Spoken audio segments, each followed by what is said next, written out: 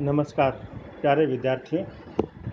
आज हम class BA part third के पहले पेपर आधुनिक भारत का इतिहास के अंतर्गत बंगाल में ब्रिटिश प्रभुत्व की स्थापना को पढ़ेंगे कि किस प्रकार से अंग्रेज़ों ने एक व्यापारिक शक्ति के रूप में भारत में वो प्रविष्ट हुए और धीरे धीरे उन्होंने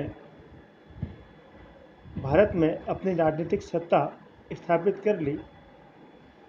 सर्वप्रथम अंग्रेज़ों ने बंगाल को अपने अधिकार में लिया, क्योंकि शुरुआत में अंग्रेज़ों के समस्त व्यापार का केंद्र बंगाल ही था और शुरुआती ब्रिटिश यात्री जहांगीर के काल से लेकर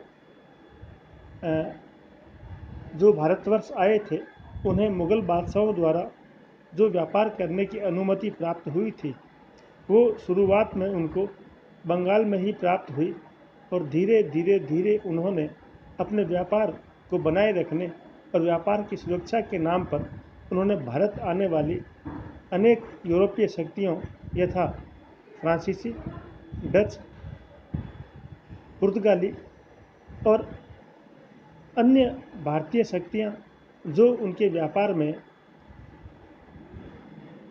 में संकट पैदा कर सकती थी, उन सब को सने सने उन्होंने पराजित कर दिया और अपने व्यापार को निष्कंटक बनाने में सफल रहे।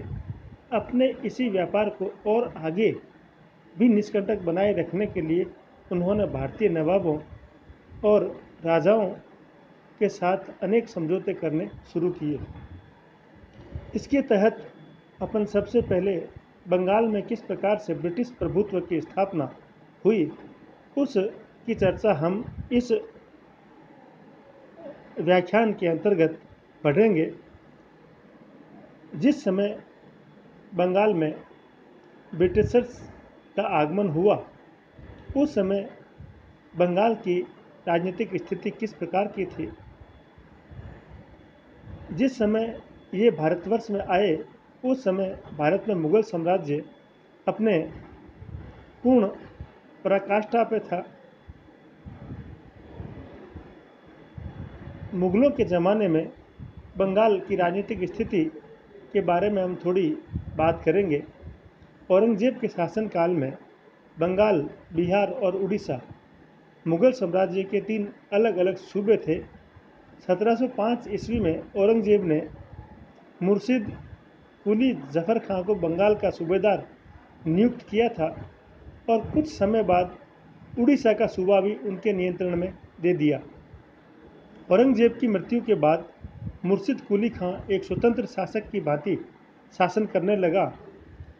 1727 में उसकी मृत्यु के बाद उसका दामाद सुजाउदौला उसका उत्तराधिकारी बना। सुजाउदौला ने बलपूर्वक बिहार के सूबे को भी अपने अधिकार में ले लिया। इस प्रकार पूर्वी भारत के ये तीनों समृद्ध सूबे एक ही व्यक्ति के शासन के अंतर्गत आ गए थे। 1739 ईस्वी में सुजाउदौला की मृत्यु के बाद उसका पुत्र सरफराज खान उसका उत्तराधिकारी बना। उस समय अली वर्दी खां बिहार का नायब सूबेदार था। अली वर्दी एक पराक्रमी सैनिक और महत्वाकांक्षी व्यक्ति था। अप्रैल 1740 में अली वर्दी खां ने अपने मालिक सरफराज खान पर आक्रमण कर दिया। युद्ध में सरफराज खान परास्त हुआ और मारा गया। इस प्रकार अली वर्दी खां बंगाल, बिहार और उड़ीसा का सूबेदार बन गया और कमज़ोर मुग़ल सम्राट ने उसको मान्यता भी प्रदान कर दी। इस समय बंगाल में ईस्ट इंडिया कंपनी की स्थिति क्या थी। ईस्ट इंडिया कंपनी बंगाल में अपनी व्यापारिक बस्ती हुगली नगर में 1651 में स्थापित कर चुके थे। मुग़ल सम्राट शाहजहां ने अपने एक फरमान द्वारा बंगाल सूबे में व्यापार करने का अधिकार ब्रिटिशर्स को प्रदान कर दिया था और कंपनी द्वारा निर्यात किए जाने वाले माल को चुंगी कर से मुक्त रखने की सुविधा भी प्रदान की थी। 1717 ईस्वी में मुग़ल सम्राट फ़र्रुख सियर ने एक फरमान द्वारा कंपनी के सामान को लाने ले जाने पर लगने वाले चुंगी व सीमा शुल्क से भी मुक्त कर दिया। ज्यों-ज्यों मुगल शासक कमज़ोर होते गए, बंगाल के सूबेदार लगभग स्वतंत्र शासक बनते चले गए। अतः वे चाहते थे कि ईस्ट इंडिया कंपनी को बंगाल सूबे में व्यापारिक मामलों में उनसे आदेश प्राप्त करने चाहिए। इस प्रकार व्यापार के प्रश्न को लेकर बंगाल के सूबेदार और ईस्ट इंडिया कंपनी में शुरू से ही मतभेद उत्पन्न होने शुरू हो गए और समय के साथ साथ ये और बढ़ते चले गए। कलकत्ता के आसपास का जो क्षेत्र कंपनी को जमींदारी के रूप में मुगल सम्राट से मिला था, उस पर भी दोनों पक्षों में विवाद था। बंगाल के सूबेदार का मानना था कि उसके सूबे के तमाम जमींदारी क्षेत्रों पर उनका नियंत्रण है, परंतु कंपनी का ये मानना था कि जमींदारी क्षेत्र में उसे पूर्ण स्वायत्तता प्राप्त है और सूबेदार को उसमें हस्तक्षेप करने का किसी प्रकार का अधिकार नहीं है। अतः दोनों में विवाद उठना स्वाभाविक ही था। इस प्रकार उनके व्यापारिक प्रश्नों को लेकर इन दोनों ही शक्तियों में टकराहट की स्थिति पैदा हो गई थी। 1740 में जब अली वर्दी खां ने शासन संभाला, उसके पश्चात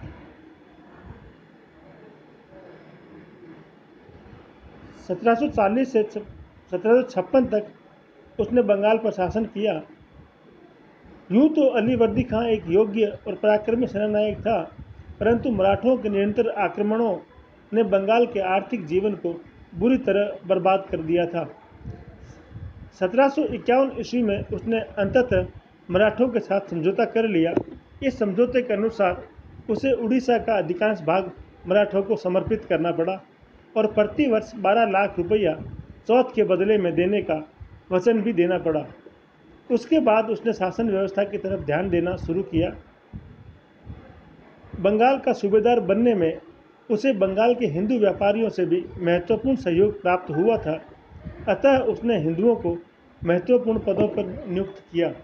राय बहादुर, जगत सेठ, बंधु मेहताब राय और स्वरूप चंद्र, राजा राम नारायण, राजा माणिक चंद्र आदि का उसके शासनकाल में भारी सम्मान बना रहा।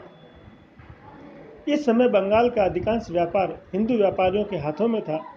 यूरोपीय व्यापारियों के संपर्क में आने के बाद हिंदू व्यापारियों का कारोबार और भी अधिक बढ़ गया और वे काफ़ी समृद्ध हो गए थे। बंगाल से अब कृषि पदार्थों के अलावा सूती कपड़े तथा रेशम का भी भारी मात्रा में निर्यात होने लगा। बढ़ते हुए व्यापार तथा पर्याप्त मुनाफे ने बंगाल के हिंदू व्यापारियों को अंग्रेज व्यापारियों का मित्र बना दिया। यही कारण है कि जब बंगाल के नवाब सिराजुद्दौला और ईस्ट इंडिया कंपनी के मध्य संघर्ष हुआ, तो बंगाल के इन हिंदू व्यापारियों ने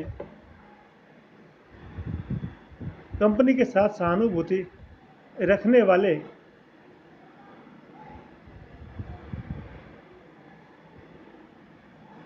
वाले की भूमिका अदा की। अली वर्दी खां और ईस्ट इंडिया कंपनी के आपसी संबंध कभी मैत्रीपूर्ण न रहे। विवाद के कारण व्यापारिक सुविधाएं थी। कंपनी का ये कहना था कि उसे 1717 के शाही फरमान के अनुसार सुविधाएं प्राप्त नहीं हो रही है। इसके विपरीत नवाब का ये मत था कि कंपनी को जो सुविधाएं दी गई है वो उनका दुरुपयोग कर रही है, जिससे बंगाल के सरकारी खजाने को भारी घाटा उठाना पड़ रहा है। अतः कंपनी को ये चाहिए कि वह मुनाफे का कुछ अंश सीमा शुल्क के रूप में सरकार को दे, परंतु कंपनी इसके लिए तैयार नहीं थी। विवाद का दूसरा पहलू कंपनी के राजनीतिक इरादे भी थे। कर्नाटक के युद्धों में मिली सफलता से जहां कंपनी का आत्मविश्वास बहुत बढ़ गया था, वहीं उसकी महत्वाकांक्षा भी बढ़ गई थी और वह बंगाल में कंपनी की स्थिति सुदृढ़ बनाने में जुट गई। इसकी दूसरी तरफ अली वर्दी खां सचेत हो गया। उसे पहले से ही आभास हो गया था कि बंगाल में स्थित दोनों यूरोपीय कंपनियां, अंग्रेज और फ्रांसीसी, कभी भी आपस में संघर्ष में भिड़ सकते हैं और उनका ये संघर्ष काफ़ी व्यापक भी हो सकता है, जिससे बंगाल की शांति एवं व्यवस्था बिगड़ सकती है। अतः उसने शुरू से ही दोनों कंपनियों को अपनी अपनी बस्तियों की किलेबंदी करने तथा अस्त्र शस्त्रों को जमा करने की इजाज़त कभी भी नहीं दी। उसका कहना था कि तुम लोग व्यापार करने आए हो और व्यापारी को सामरिक तैयारी में अपना समय नष्ट नहीं करना चाहिए। अली वर्दी खां के सुझाव के उपरांत भी ईस्ट इंडिया कंपनी ने एक स्वयंसेवक सेना गठित कर ली। इसका मुख्य ध्येय मराठों की लूटमार से अपनी बस्ती की रक्षा करना था। अपनी बस्ती के अलावा अंग्रेजों ने आसपास के कुछ अन्य क्षेत्रों के लोगों को भी मराठों की लूटमार से बचाया तथा मराठा द्वारा लूटे हुए क्षेत्रों के लोगों को थोड़ी बहुत आर्थिक सहायता भी प्रदान की। इसका परिणाम उनके लिए बहुत अच्छा रहा। अंग्रेजों ने स्थानीय लोगों की सहानुभूति प्राप्त कर ली, जो आगे चलकर उनके काम आई। 1756 ईस्वी में सप्तवर्षीय युद्ध के परिणाम स्वरूप दक्षिण भारत में दोनों कंपनियों में संघर्ष शुरू हुआ, परंतु अली वर्दी खान ने दोनों पर कठोर निगरानी रखी और उन्हें आपस में लड़ने नहीं दिया।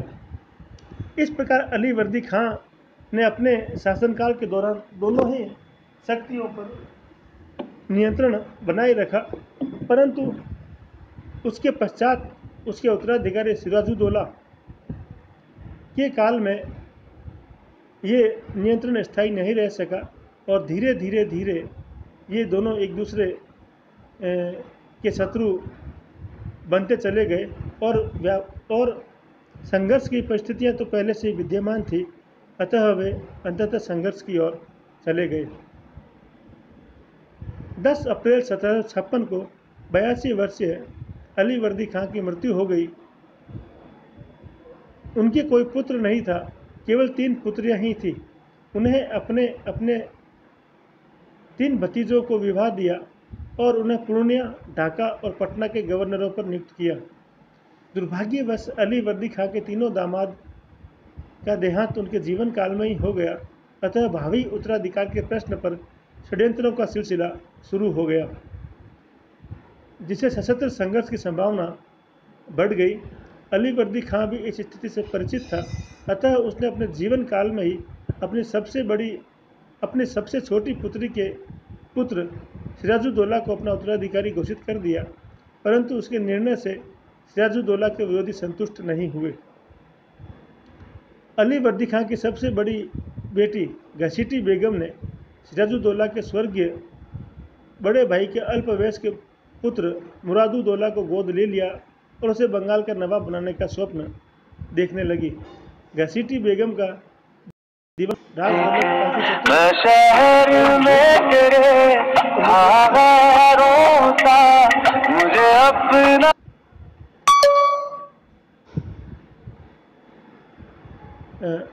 और उसे पूरा सहयोग दे रहा था। दूसरी लड़का शौकत जंग, जो पूर्णिया का गवर्नर था, उसने अपने आप को बंगाल की नवाबी का सही उत्तराधिकारी समझता था। अली वर्दी खां का बहनोई और प्रधान सेनानायक मीर जाफर भी शासन तंत्र को अपने नियंत्रण में रखने का इच्छुक था। इस प्रकार सिराजुद्दौला को अपने ही संबंधियों से उलझना शेष था।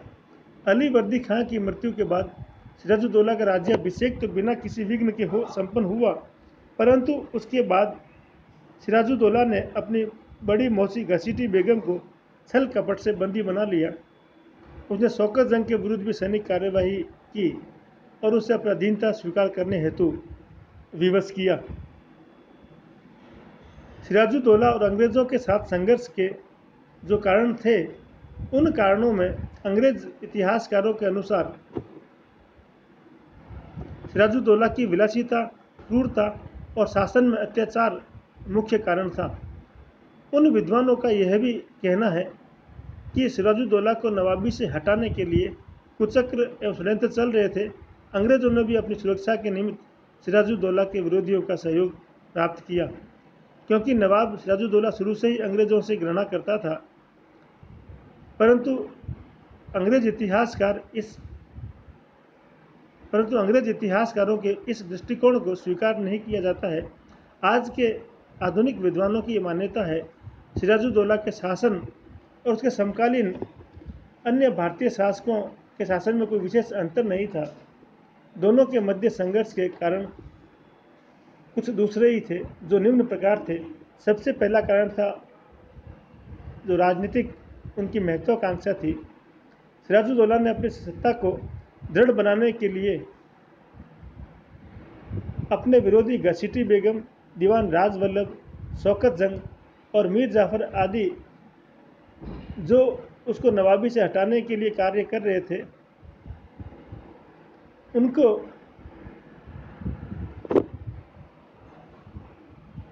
सिराजुद्दौला ने सत्ता से दूर रखने का प्रयास या उनके खिलाफ कार्यवाही शुरू की।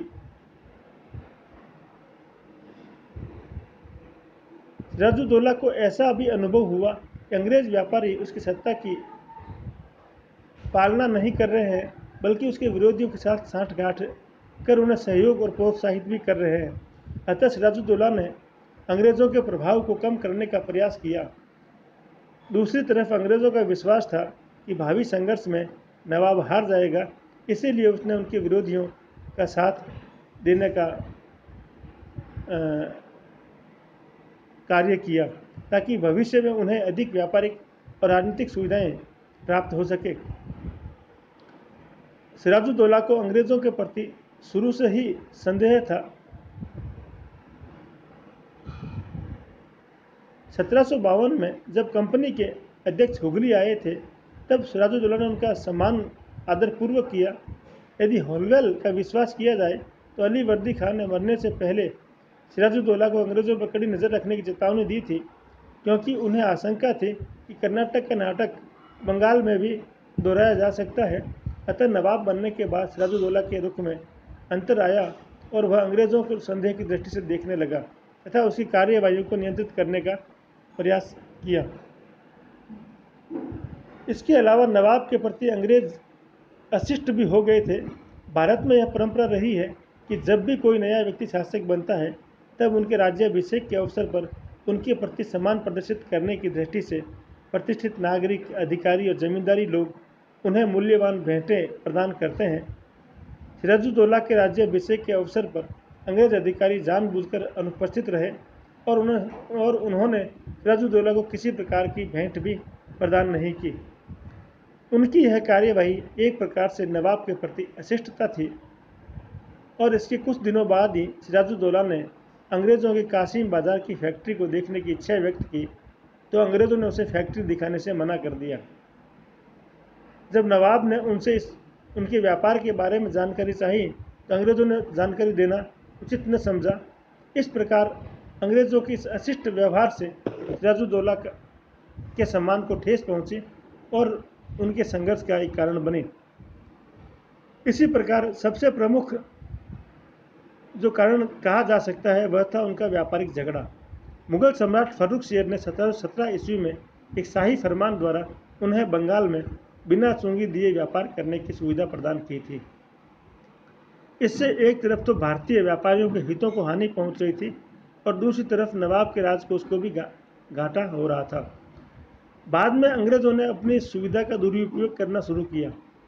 वे भारतीय व्यापारियों से कुछ ले देकर उनके माल को अपना माल बताकर चुंगी बचा लेते थे।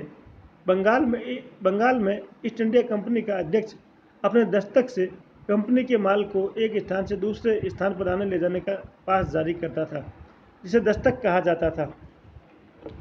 इस प्रकार दस्तक वाले सामान पर चुंगी कर वसूल नहीं किया जा सकता था।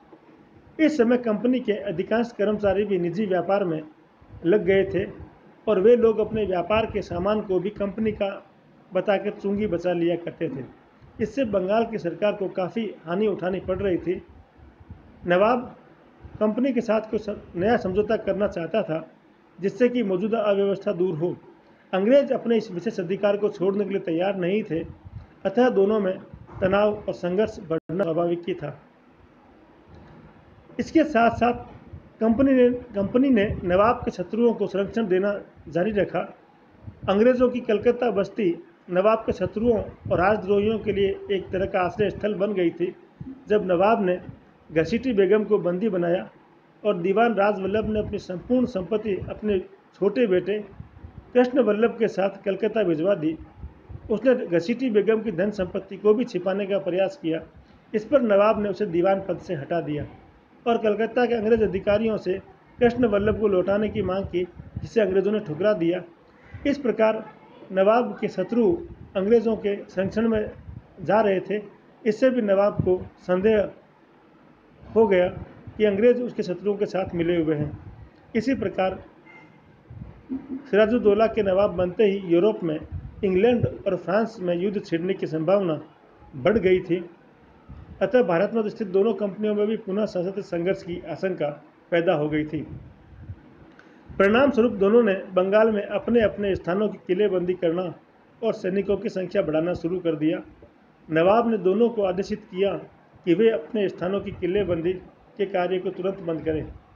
फ्रांसीसियों ने नवाब के आदेश को माना, परंतु अंग्रेज़ों ने नवाब के आदेशों की कोई परवाह नहीं की। वे उस समय कलकत्ता के चारों तरफ खाई खुदवा रहे थे और नवाब ने उन्हें खाई भरने के लिए जब कहा तो एक अहंकारी अंग्रेज अधिकारी ने ये कहा, यह खाई अवश्य भर दी जाएगी, परंतु मुसलमानों के सिरों से। सिराजुद्दौला को जब उसकी उद्दंडता की सूचना दी गई तो उसने अंग्रेज़ों को सबक सिखाने का फैसला किया। इस प्रकार दोनों पक्षों के मध्य झगड़े के अनेक कारण पैदा हो गए थे। फिर भी नवाब ने तत्काल उनके विरुद्ध किसी प्रकार की सैनिक कार्रवाई नहीं की और अपने अधिकारियों को उनसे बातचीत करने भेजा, परंतु अंग्रेज अधिकारियों ने नवाब के इस प्रस्ताव को भी ठुकरा दिया। ऐसी स्थिति में सिराजुद्दौला के लिए अपने सम्मान की रक्षा करने के लिए सैनिक कार्रवाई के अलावा और कोई विकल्प नहीं बचा था।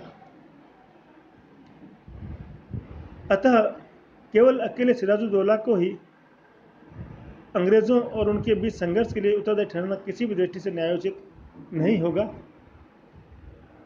इस प्रकार 4 जून 1756 ईस्वी को सिराजुद्दौला ने मुर्शिदाबाद के समीप स्थित अंग्रेज़ों की कासिम बाजार फैक्ट्री पर आक्रमण कर अधिकार कर लिया। फैक्ट्री के अधिकारी वर्स्ट ने आत्मसमर्पण कर दिया। उसके बाद 5 जून को नवाब ने लगभग 50,000 सैनिकों के साथ कलकत्ता पर आक्रमण किया। इस समय कलकत्ता में अंग्रेज़ों के पास केवल 500 सैनिक थे। फिर भी कलकत्ता के गवर्नर ड्रेक ने लड़ने का निश्चय किया। 15 जून को नवाब की सेना ने उनके दुर्ग फोर्ट विलियम को घेर लिया। पराजय और मृत्यु को सामने देखकर गवर्नर ड्रेक और अनेक अंग्रेज अधिकारी अपने परिवारों सहित फोर्ट विलियम से भागकर हुगली नदी में जहाज पर सवार होकर फुल्टा टापू पर चले गए।